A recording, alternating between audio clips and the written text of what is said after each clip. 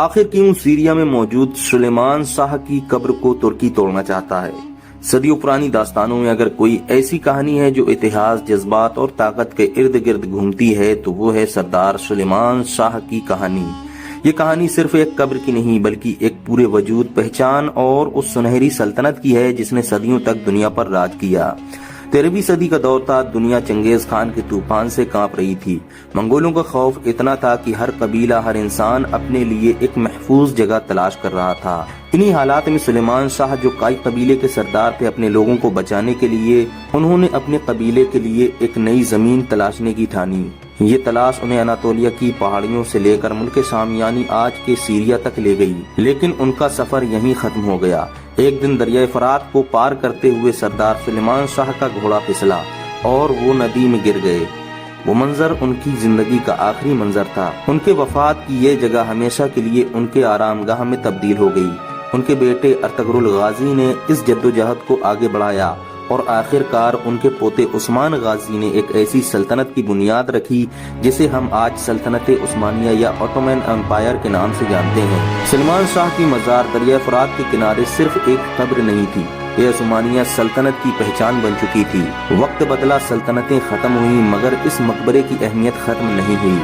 1921 میں جب ترکی خود اپنے وجود کے لیے سنگھرش کر رہا تھا اور سیریا پر فرانس کا قبضہ ہو گیا تھا، تب بھی ترکی نے فرانس کے ساتھ ایک خاص سمجھوتا کیا۔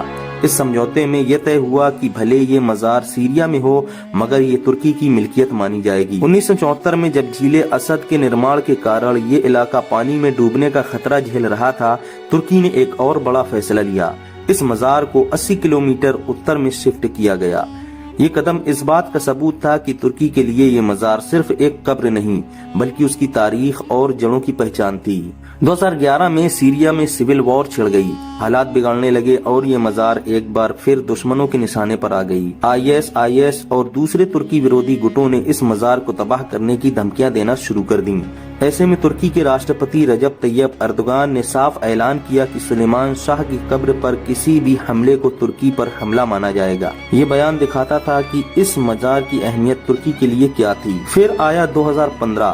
حالات ایسے ہو چکے تھے کہ ترکی نے اس مزار کو بچانے کے لیے ایک خفیہ ملٹری آپریشن کا فیصلہ کیا۔ ترکی کی اسپیشل فورسز نے سیریا کے اندر گھس کر دشمنوں سے گھرے علاقے سے اس مزار کو دوسری محفوظ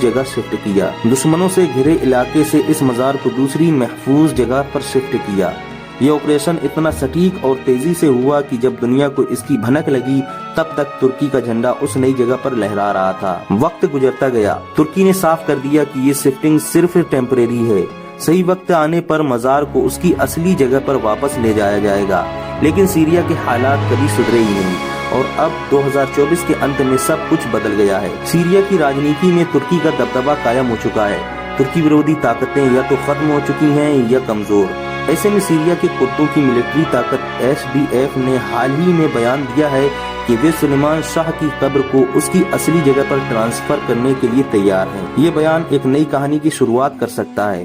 کیا ترکی اور SDF کے بیچ رشتے سدھر سکتے ہیں یا ترکی اس مدعے کو اپنی طاقت بڑھانے کے لیے استعمال کرے گا؟ یہ داستان ابھی ختم نہیں ہوئی۔ یہ مزار نہ صرف ترکی کے سنہرے اتہاس کی گواہ ہے بلکہ یہ بتاتی ہے کہ کس طرح ایک سردار کی جدوجہد صدیوں بعد بھی ایک پورے ملک کی پہچان بن سکتی ہے۔ اتہاس کی اس گونج کو آنے والا وقت کیا موڑ دے گا، یہ دیکھنے کے لیے ہمیں انتظار کرنا ہوگا۔